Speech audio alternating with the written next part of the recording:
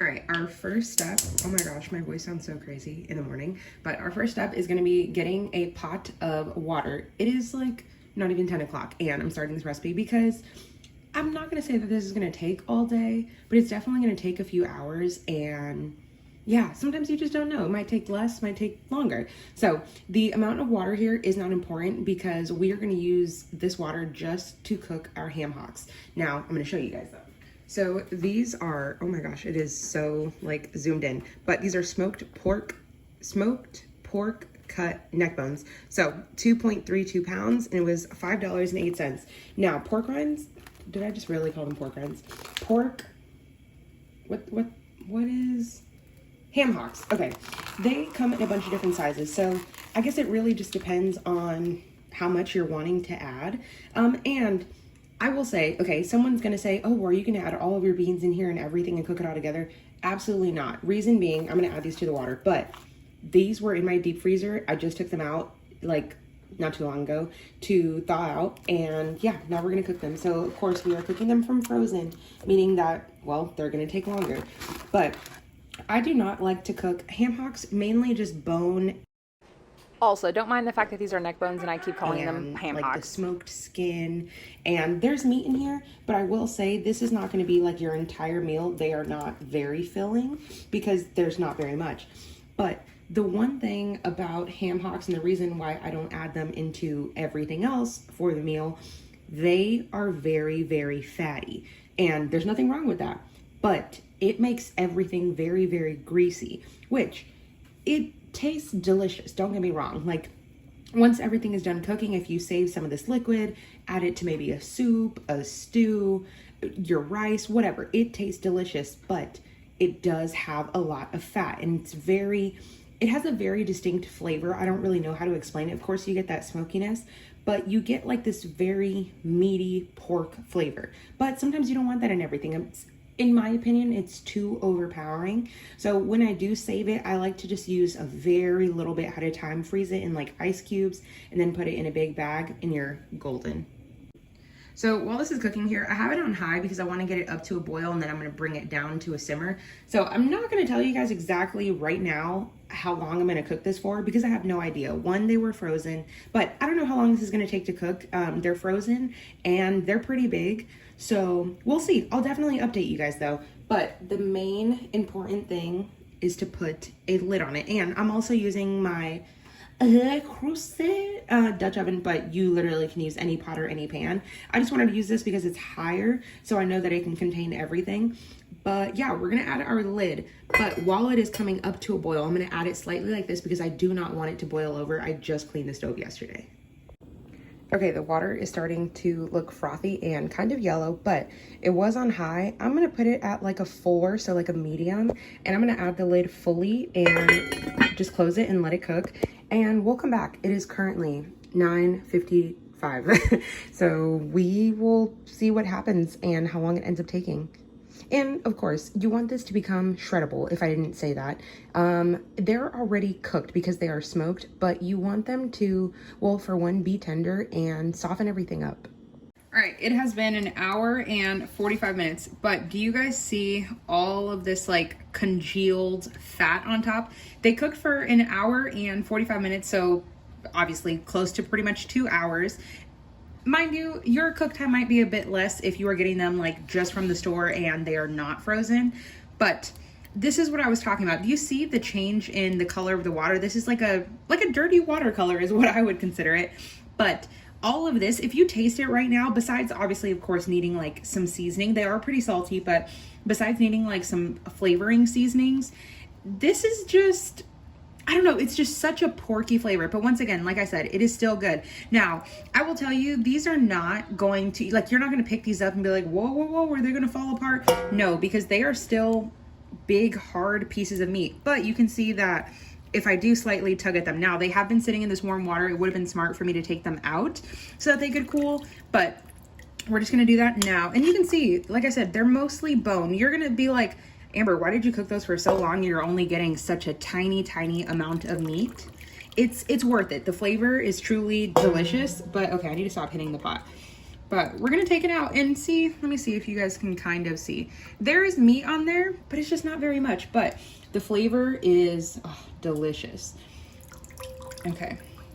And like I said, you can either keep this liquid or you can toss it.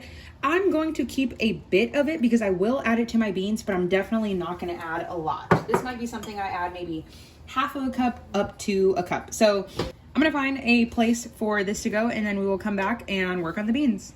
So for the actual flavoring part of our beans, I'm adding, for breakfast, we had bacon that had a bit of black pepper. So if you're seeing those specks, I'm gonna add some of the bacon grease in there. One, because less work having to clean the pan with less grease. And then also it's just gonna add to the flavor. Of course, you could use vegetable oil, olive oil, or just whatever you happen to have on hand. Realistically, are you going to taste the bacony flavor from me doing this? Probably not, because there's so many other things in there, but might as well just try to add to the flavor. Then while that is warming up, I'm going to add one just regular sized onion that I went ahead and diced up. Roman is letting you guys know that he's ready for these beans. But I'm going to add that. Then we're just gonna cook them as always for like 5 to 6 minutes, just so everything can get soft. You don't want any raw, like, biteness to your onions. And then after a couple minutes, we will come back. Our onions are relatively nicely browned. Of course, they're gonna continue cooking because all of this is going to stew together for, well, I'm not gonna tell you how long right now because I don't even know myself. But I don't want them to get too cooked, because of course we're gonna add a bunch of different things on here. So I went ahead and turned the flame off until I get everything else in here. Okay, that is pretty good. And so this is an adaptation of Martha Stewart's like American food cookbook. She has the recipe for Boston baked beans, which is essentially what we are making, but this is gonna be different in the sense that I'm not making as much as she is, and I'm also using pre-cooked canned beans rather than the ones from dried, because I never buy navy beans dried. The only thing I have dry are like black beans and pinto, which essentially, I of course will talk about more when I get to the bean portion, but you really can use any bean in this because baked beans to me is just the flavor that the beans have, not necessarily the beans specifically themselves. But okay, now we're gonna get back to adding our seasoning. First seasoning we're gonna add is some cracked black pepper. I'm not gonna have this on camera because I know it's super loud, but we're gonna add a good amount of black pepper. Then we're also gonna add some salt. Now the salt, I know I'm not giving measurements for this, but I always say salt and pepper are one of the things, I guess even every other seasoning that I'm gonna add that to however you like to eat your stuff. So maybe you wanna add red pepper in here because you like things spicy. Maybe you want less salt because maybe someone you're cooking for just isn't a fan of salty things. But also be careful with your salt, and you can always salt in the end. It's not one of those things that has to bloom or, you know, deepen in flavor. But I'm using canned beans. They are not low sodium, and there's not a ton of salt in the beans, but you just still want to be careful with adding it because the canned beans are already cooked and they have additional salt in them. Then I'm gonna add a little bit of this, and by a little bit, I literally mean like the tiny bit that's in here. This isn't called for in the recipe, but I'm just tired of looking at it in my spice cabinet because it's just sitting there. And of course I wanted to add a little bit of garlic. I'm gonna show you guys what's in there. But once again, if you don't have this, do not feel the need to go out and get it. I just wanted to get rid of this because I'm tired of that seasoning just being there. Then what I'm gonna add is a little bit of mustard powder. Now for the mustard powder, I'm gonna say about 1/4 of a teaspoon. Now, I can't really describe what mustard powder tastes like. Oh, I just shook the camera. Other than the fact that it's just mustard powder. It, to me, is like the secret ingredient in anything barbecue because of the mustard. Now, you guys have seen me make ribs and stuff before, and I slather them in mustard, but you guys know I hate mustard. So you don't taste it, but it adds to it, if that makes sense. Then for our sweetness, we're gonna add it in all right, then for our sweetness, we're gonna add it in 2 different forms. So I'm gonna add a little bit of brown sugar, whether it's light brown or dark brown, really doesn't matter. The only difference literally is the amount of molasses that's added into there, because of course, brown sugar is just white sugar with molasses added, and then dark brown is with more molasses added. So I'm gonna add about a heaping 2 tablespoons. Of course, you can tightly pack it and whatnot, but I'm just gonna do about 2 tablespoons. Of course, just like the salt, you can always add it in the end. Then our next sweetening agent is going to be molasses. Now, I, for a really long time, never had molasses on hand until it became like fall and winter and I started making like gingerbread cookies and a couple other things. But I will tell you, molasses smells terrible. It smells like ass. It's just such a strong smell. And it also says unsulfured, and that's what the recipe calls for as well. I don't know what the difference is, sulfured, unsulfured, I have no clue. But we're gonna add, once again, oh, they say slow as molasses, but this thing is so fast. And it's super deep and dark. So this is where you're gonna get your nice baked bean brown color. Okay, and we're just gonna put that in there. And it's very thick. Also, this is not something you're gonna wanna lick the spoon with because the flavor is just not delicious. Then I know what you guys are thinking. Okay, you have all these seasonings, now what? I wanted to mix all of this before I start adding our beans in there, because this way I can actually get a taste for what everything kind of is going to be like. Look at that deep dark color, even without the beans. Then there's gonna be one more secret ingredient, but I'm gonna wait until I get everything mixed to then show you guys that. Then to thin it out a bit, but also to give the nice acidity, I'm gonna add like 2 tablespoons of apple cider vinegar. And the apple cider vinegar is gonna give you that brightness and tang, but also it's very, very common in barbecue. And I guess you could add white vinegar as well as just, you know, or not as well, but in place of the apple cider vinegar. But apple cider vinegar is just always my go-to when it comes down to barbecue. White vinegar reminds me a lot of cleaning. Okay, now once I have this, I'm going to give it a little taste, but of course, remember that once you add everything together, then it's gonna taste better. This tastes like very heavy seasonings, and let's just give it a taste. Okay. That's really good. It is pretty sweet, so I'm definitely gonna add a bit more salt, but I think we are pretty good. And I literally forgot one of the other ingredients. We're gonna add some ketchup. Once again, very, very common in barbecue. I'm gonna suck it in a little bit so it doesn't do that like poop sound. And then we're gonna add anywhere between 2 tablespoons to 1/4 cup, which of course is 4 tablespoons. And then we're gonna give it a mix again. Brad just did like a yucky face because he didn't like the way the molasses smells, because like I told you guys, it smells terrible. Okay, mixy. Pretty good, pretty good. And I know you guys are thinking this is super loose, nothing like baked beans. Also, I hate that I tried looking up recipes for baked beans on YouTube, and everything I found was something similar to what I'm doing, but all they did was add in a can of Bush's beans. So they like upgraded them, which there's nothing wrong with them, but it's not baked beans, and there's no reason to have a 30-minute video if you're just gonna add a can of baked beans. Once again, gonna taste test. Oh, that's great. Oh, that's so good. Okay. Now we can add in our beans. I have 2 cans of Bush's navy beans. 2 cans of Bush's navy beans. Ugh, I hate that they don't have a pull lid top thing, but I'm gonna add them with the liquid.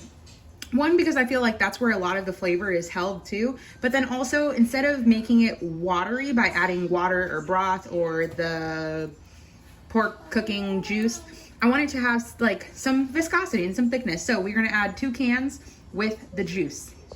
I'm gonna pour all of that. And like I said, so I'm using cooked navy beans, reason being, I don't have dried navy beans. I have dried pinto and dried black. So I could have definitely, baked beans, like I said, it's just the flavor that you get from adding everything together. In my opinion, it's not from the bean. Now, I would recommend using a small bean if you're gonna swap it out. So you can definitely do, did I not open this all the way?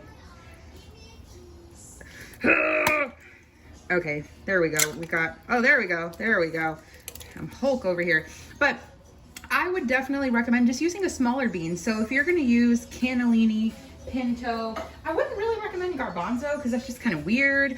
But yeah, I think these, I don't know, navy beans to me, they're great. But once again, if you want more of that brown color, go with pinto, I guess. Ooh, and if you're gonna do them dried, I would recommend, oh my goodness, doing them in the Instant Pot, not doing them on the stove like this, unless that's how you've always made them. They take hours, same thing. So the ham hock meat, if I would have done that in the pressure cooker, it would have been done in 30 to 45 minutes, depending on whether they were fresh or, you know, like fresh from the store or they were frozen. But the only thing about making things in the Instant Pot is that you can't check on them. So if you're making something for the first time, you don't know how it's going to turn out until you open it. That's another thing. Whenever I'm trying like crock pot meals, it always makes me nervous because I'm like, oh my God, I've been waiting all day for this. What happens if we just end up not having that for dinner because it tastes terrible and it's like unfixable? There's only ever been one thing that I've ever made in the crock pot that tastes terrible. Brad literally looked over at me because he knows exactly what I'm talking about. But okay, this is pretty good. As you guys can see, the beans have not taken on the color. Now, traditionally, I would put this whole pot in the smoker or in the oven and let it bake for hours, like at like 300 or maybe even a bit lower for like 4 to 5 hours. I don't have that time. I guess technically I do have that time, but I'm not doing that. It is hot as shit outside. It's literally over 100 degrees. I'm not turning on the oven anymore. I'm not putting something in there for hours, and I'm not gonna be going outside to be doing this whole situation.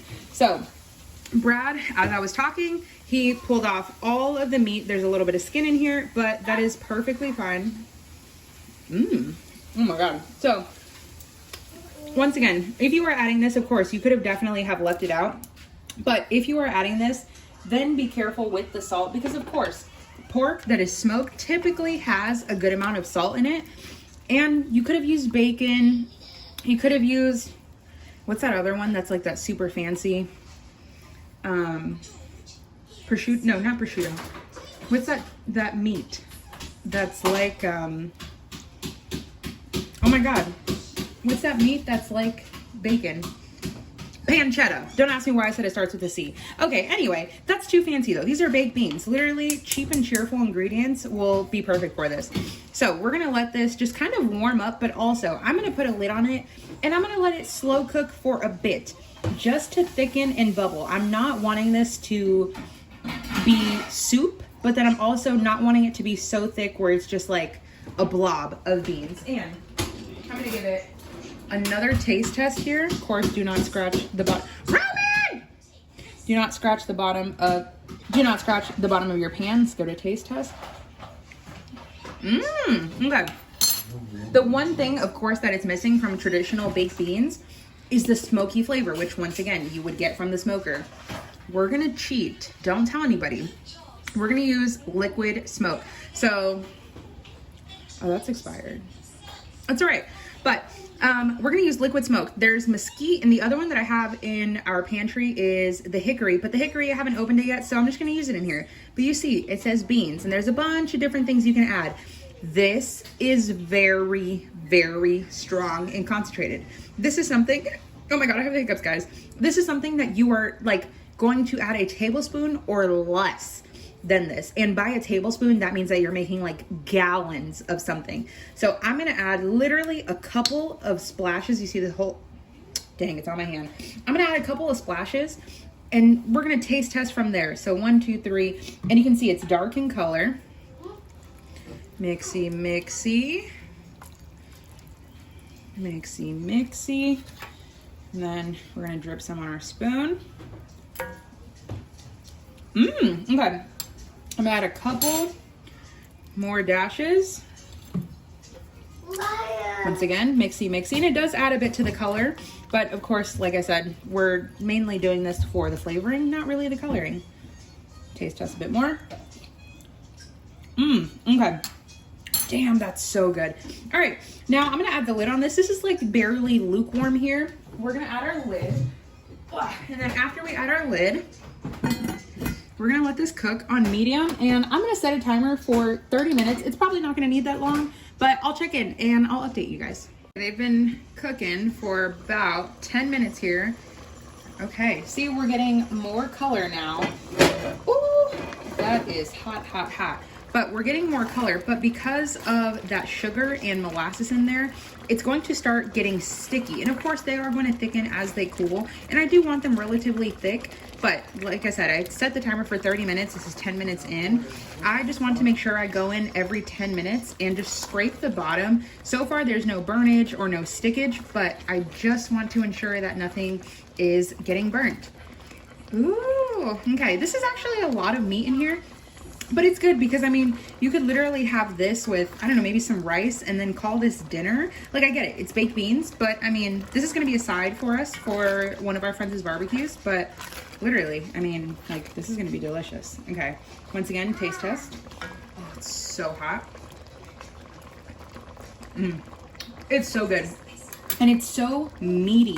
Now, I am going to add a bit more liquid smoke because I'm obsessed with that smoky flavor. And you guys know, Brad has a smoker outside. We would have definitely smoked this if we had the courage to go outside in this like bajillion degree heat.